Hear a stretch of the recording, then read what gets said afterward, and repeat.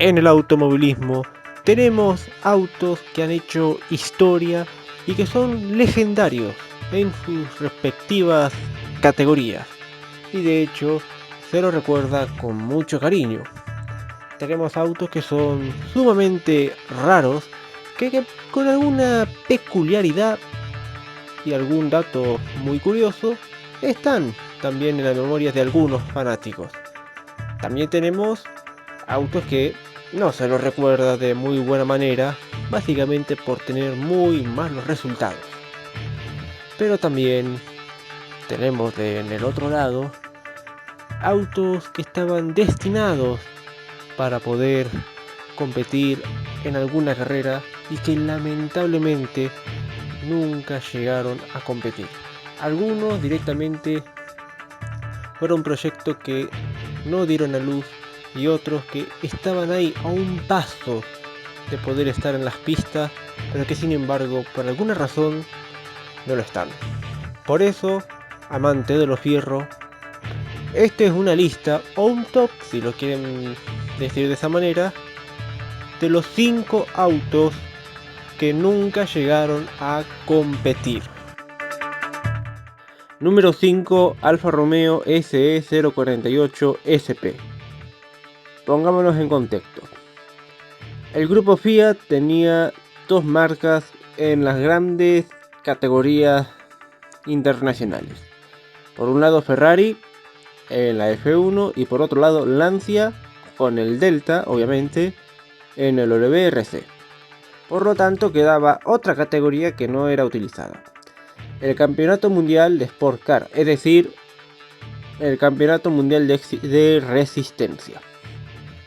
Para eso se decidió utilizar a Alfa Romeo. El chasis de este 048 fue diseñado por la propia Abarth, misma que se encargó del Lancia LC2. El chasis de este auto, el 048, mantenía las mismas líneas características del grupo C. Chasis aerodinámico, pero sobre todo el techo también aerodinámico y estilizado. Además de eso, una característica más, pero que era más propio del Jaguar: las ruedas posteriores cubiertas.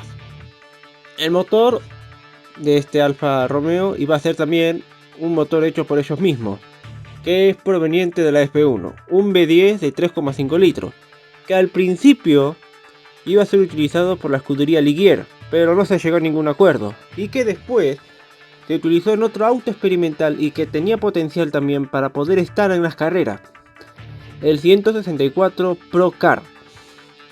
Pero al final no fue así, por lo tanto ese motor terminó en el 048. Aunque repentinamente se cambió por un Ferrari V12, también proveniente de la F1, de 3,5 litros también. Aunque esa información quedó desmentido por la propia Alfa Romeo. El año de la especulación, bueno, se especula de que sea 1990 o 1991, no se queda bien en claro, pero más o menos se dice que para esa época pudo haber entrado a competir, algo que nunca hizo. Eso sí, Giampiero Moretti, dueño de la marca Momo, algo que se dedica a las competiciones también, llegó a negociar con la propia marca Alfa Romeo para poder utilizar sus autos de forma privada. Es decir, que le iba a comprar los autos para poder utilizarlo en dicha competencia, 24 de Le Mans y sobre todo el Campeonato Mundial de Resistencia de aquel entonces, bajo un equipo privado. No se llegó a ningún acuerdo porque quedó todo en la nada. Y este auto nunca llegó a competir, a pesar de que el auto estaba terminado. Actualmente el 048 está en el Museo Histórico de Alfa Romeo y apareció también después de tanto tiempo en 2010 en el Festival Internacional de la Velocidad en Goodwood. Número 5, Alfa Romeo SE 048 SP. Número 4, Honda RC100. Obviamente Honda durante 1988 hasta 1991 tenía su edad dorada dentro de la F1 con una de las grandes alianzas que se habían hecho en la historia, McLaren. Eso sí, para principios de los años 90 se pensaba en un momento entrar a la F1, pero más que la propia marca, eran los ingenieros del Centro de Desarrollo e Investigación de Honda. Estos ingenieros crearían en 1991 el Honda RC100, que tenía un motor V12 de 3,5 litros, un motor obviamente Honda RA121E proveniente del McLaren MP4-6. Cabe recalcar una cosa, y fue algo muy meritorio de ello, que el RC100 se creó sin tener el apoyo de la propia marca. Y además de eso, también de no tener el acceso al último chasis de la temporada de 1991. Por lo tanto, tuvieron que crear el chasis con cálculos. Eso sí, en el tema mecánico tenía muy buenos resultados. Además de que el motor tenía una potencia que oscilaba entre los 740 y los 770 caballos de fuerza. El gran problema era en la aerodinámica. Por lo tanto, en 1992 se decide crear el RC101, solucionando así el problema de la aerodinámica y sobre todo tratar de cumplir con las regulaciones de 1993.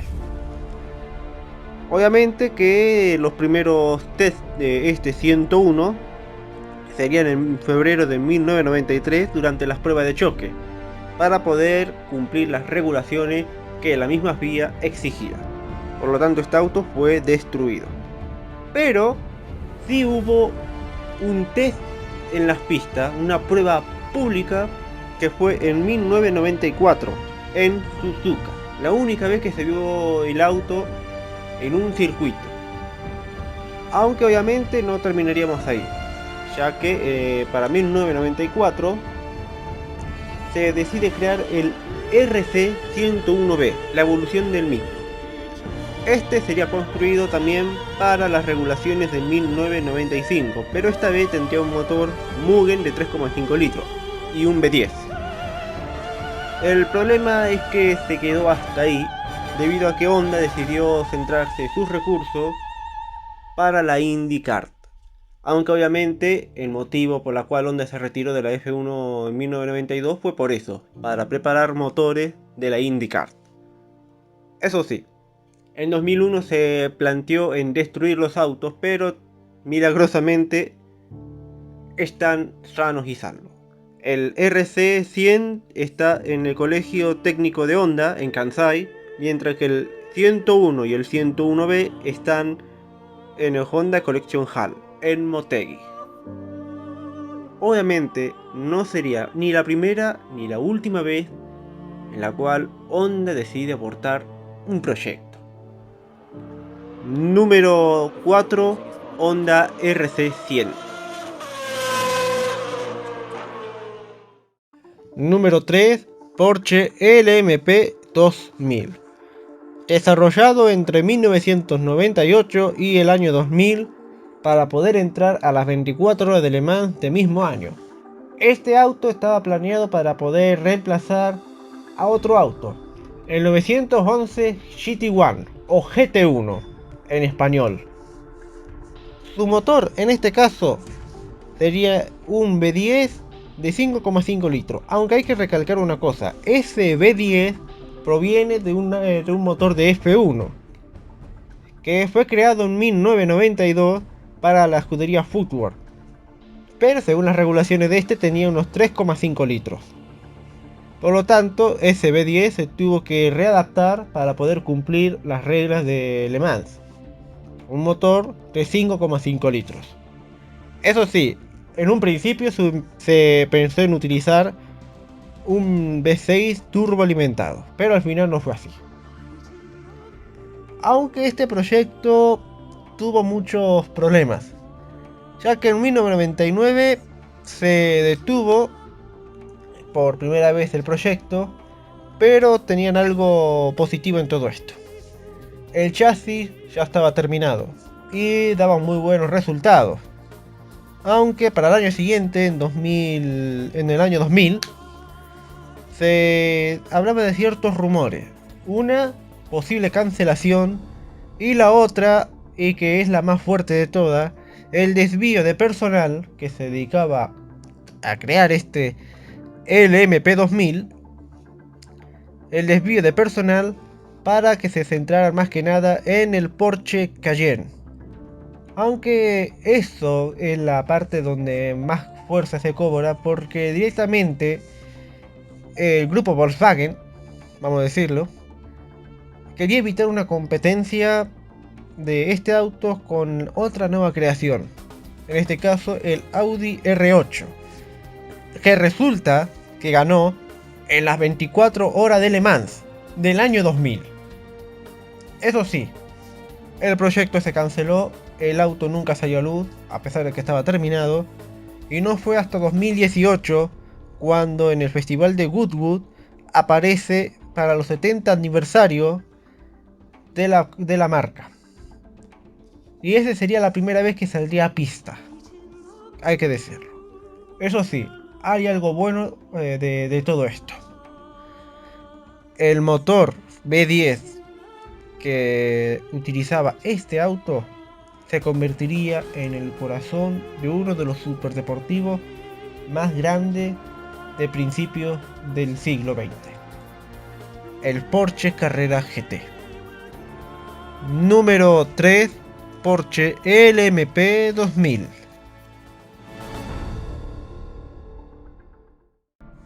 Número 2, Ferrari 637.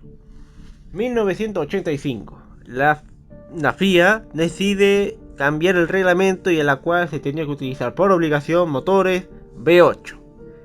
Algo que para el Commendatore no le agradaba mucho la idea. Y por lo tanto amenazó a la FIA en dejar la F1. ¿Para qué? Para irse a la kart. Lo veía como algo sumamente tentador. Y no es la primera vez que Ferrari decide ir a una categoría norteamericana, ya que Ferrari también estuvo en las 500 millas de Indianápolis durante los años 50, cuando la F1 tenía en el calendario las 500 millas de Indianápolis.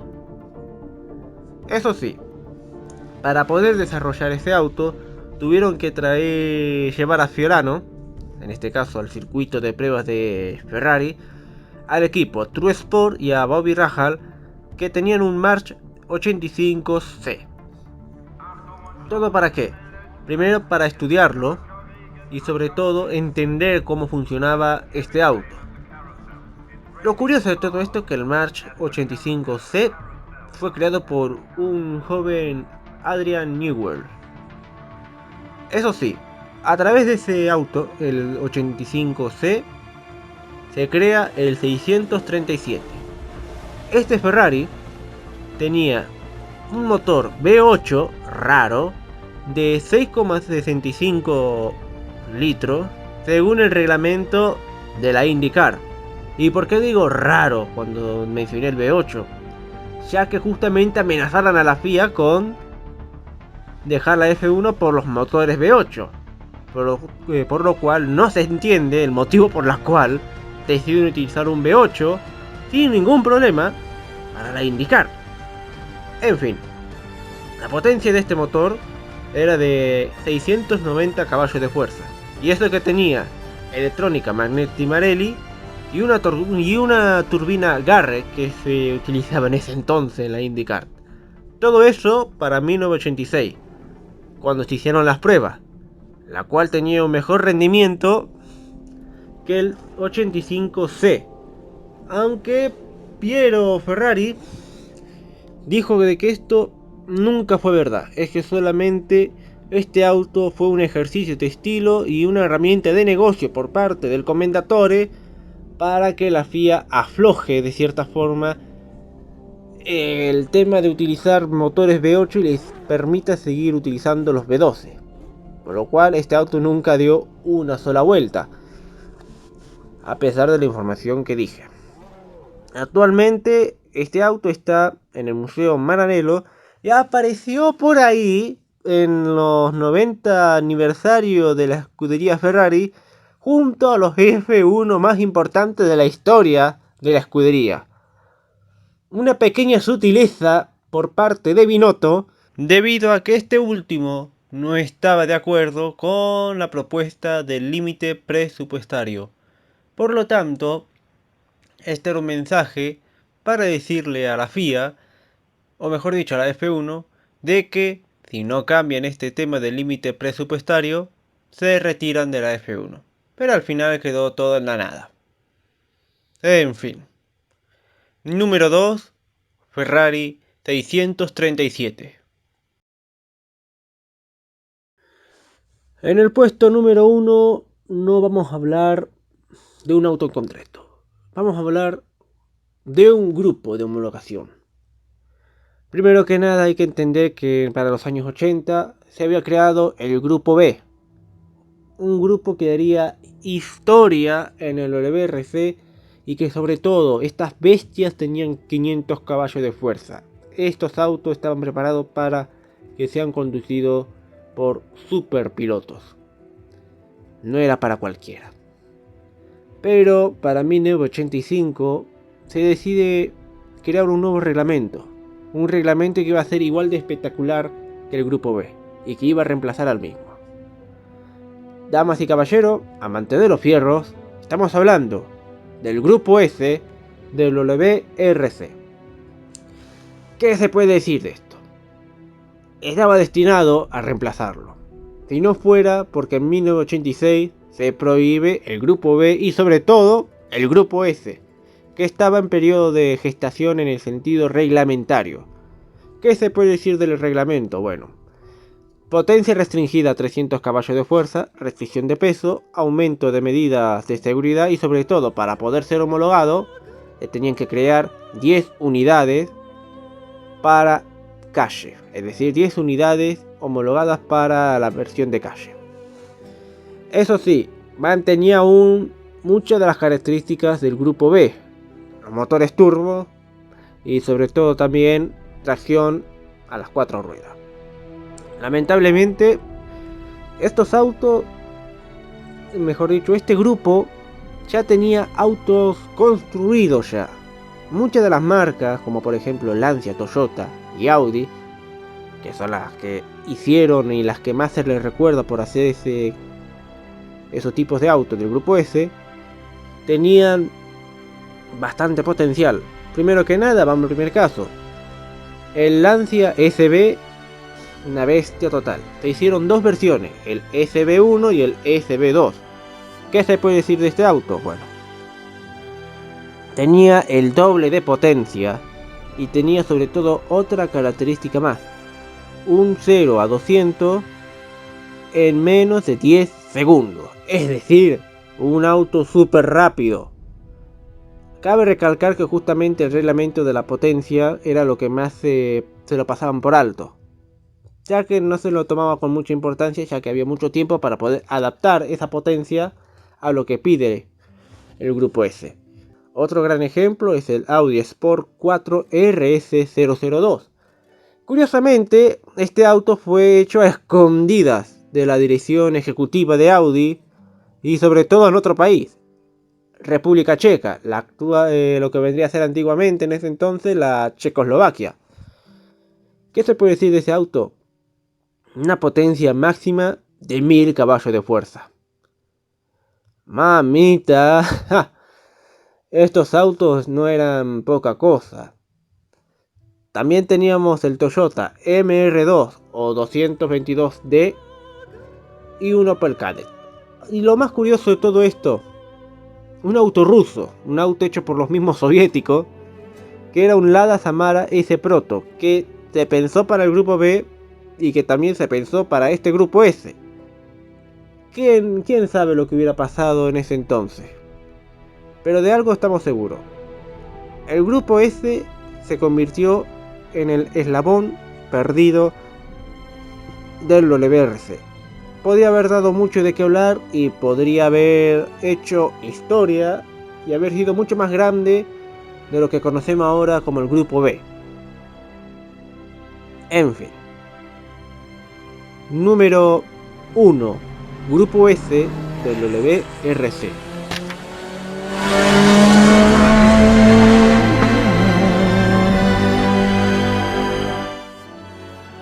Hasta aquí el video de hoy, gente. Espero que les haya gustado este video sobre los 5 autos que nunca llegaron a competir.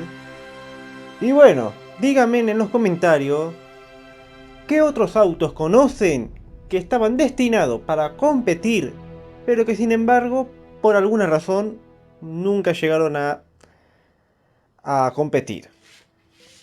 Espero que les haya gustado este video, como siempre, dejen su like, suscríbanse y comenten qué les pareció el video. Y sobre todo también déjenme la información o un link para poder ver dicha información y poder hacer la segunda parte.